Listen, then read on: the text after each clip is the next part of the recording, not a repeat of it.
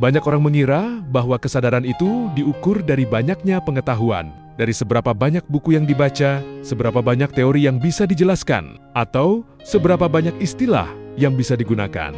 Padahal sebenarnya kesadaran tidak pernah ada hubungannya dengan kepala, tidak pernah ada hubungannya dengan kata, dan tidak pernah ada hubungannya dengan angka. Karena kesadaran sejati lahir dari hati yang jernih, dari rasa yang hadir, dan dari jiwa yang mampu diam sejenak untuk melihat tanpa menilai, mendengar tanpa menafsir, dan merasakan tanpa memaksa diri sendiri atau orang lain. Orang yang terlalu sibuk menumpuk pengetahuan sering lupa untuk menengok dalam diri. Mereka sibuk menunjukkan kepintaran, menjelaskan teori, menafsirkan sesuatu, dan merasa paling benar.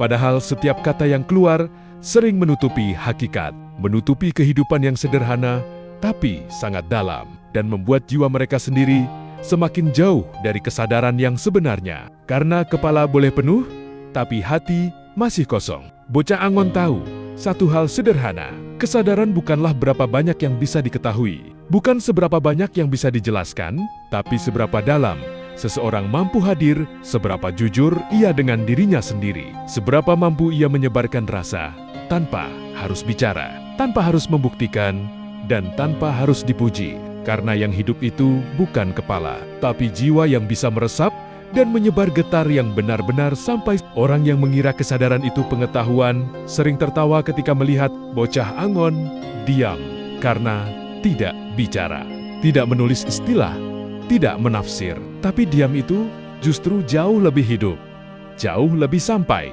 jauh lebih bernyawa daripada ribuan teori yang menumpuk tapi tidak pernah menyentuh hati. Karena kesadaran yang sejati selalu lahir dari rasa, dari jiwa, dan dari keberanian untuk hadir tanpa ribut. Dan itulah rahasia sederhana. Kepala boleh sibuk, buku boleh banyak, istilah boleh panjang, tapi kesadaran yang sebenarnya akan tetap terlihat pada jiwa yang hidup, pada rasa yang murni, pada hati yang mampu diam, menyerap, dan memberi manfaat tanpa harus bersuara. Karena itulah yang paling nyata, paling abadi, dan paling sampai ke kehidupan yang sebenarnya.